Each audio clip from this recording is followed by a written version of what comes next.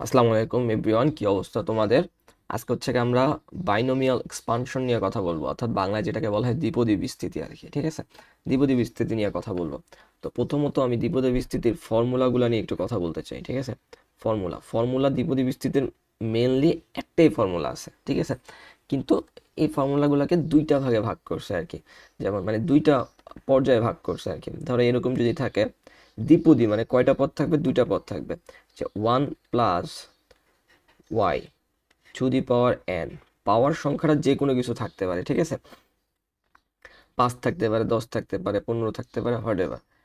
কিন্তু এই ফর্মুলাটা শুধুমাত্র প্রথম যে পদটা, এই যে 1 একটা পদ, y আর একটা পদ, এই প্রথম যে পদটা আছে 1, এই প্রথম পদটা সবসময় 1ই হইতে হবে, তখনই কেবলমাত্র আমি এই ফর্মুলাটা বসাই দিতে পারবো। তাহলে এই ফর্মুলাটার প্রথম যে পদটা হবে সেটা হচ্ছে 1 1। তারপরে হবে হচ্ছে n1 y to the power 1।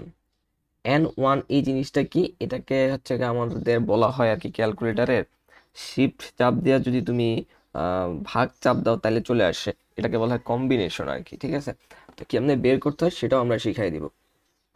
n1 n হচ্ছে এই যে পাওয়ার হচ্ছে 1, আর y টু দি পাওয়ার এই যে এখানে যে সংখ্যাটা থাকবে এই সংখ্যাটা। তাহলে সেকেন্ড টার্মটা কি হবে? সেকেন্ড টার্মটা হবে হচ্ছে সরি, থার্ড টার্মটা হবে হচ্ছে n2 y টু দি পাওয়ার 2। এভাবে একটা একটা করে বাড়তে থাকবে। এরপর এটা হবে n3 y to the power 3। এভাবে করে বাড়তে থাকবে এবং এটা চলতে থাকবে যখন না এই n আর n মিলে যাবে।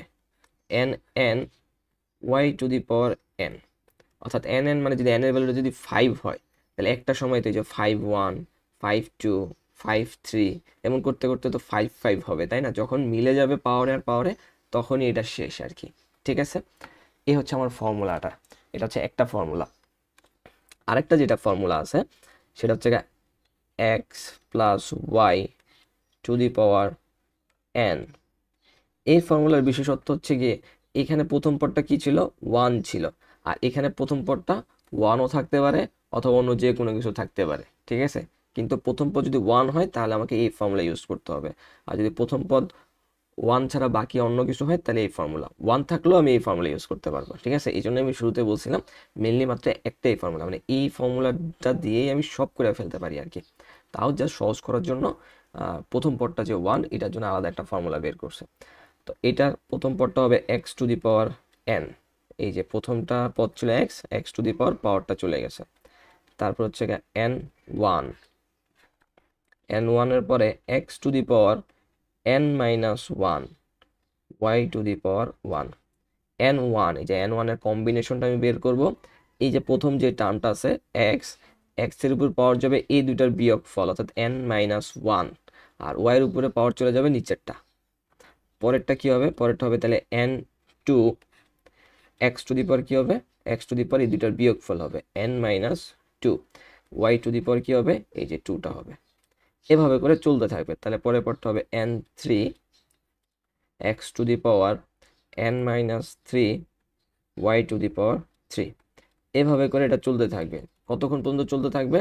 যতক্ষণ পর্যন্ত না n আর n মিলে যাবে। n x to the power n - n y to the power n। এই যে পাওয়ারে পাওয়ারে যখন মিলে যাবে কম্বিনেশনের ক্ষেত্রে, তখনই হচ্ছে আমাদের শেষ আর কি, দ্বিপদী বিস্তৃতি স্টপ হয়ে যাবে আর কি। ঠিক আছে, তো এগুলা ছিল হচ্ছে মেনলি ফর্মুলাটা। এটা হচ্ছে 1 নাম্বার ফর্মুলা, এটাকে আমি 2 নাম্বার ফর্মুলা বলতে পারি। কিন্তু এই যে সেকেন্ড যে ফর্মুলাটা বললাম, এই ফর্মুলাটা দিয়ে আমি সব ম্যাথ করে ফেলতে পারি। বাইনোমিয়াল এক্সপানশনের সব ম্যাথ আমি এই সেকেন্ড ফর্মুলাটা দিয়ে আমি করে ফেলতে পারি। তো আম, আজকে এতটুকুই, আমি জাস্ট ফর্মুলাটা নিয়ে কথা বললাম। নেক্সট ভিডিওতে আমি এই চ্যাপ্টারের ম্যাথগুলো কিভাবে করতে হয় সেটা নিয়েও দেখায় দেওয়ার চেষ্টা করবো তোমাদের, ইনশাল্লাহ।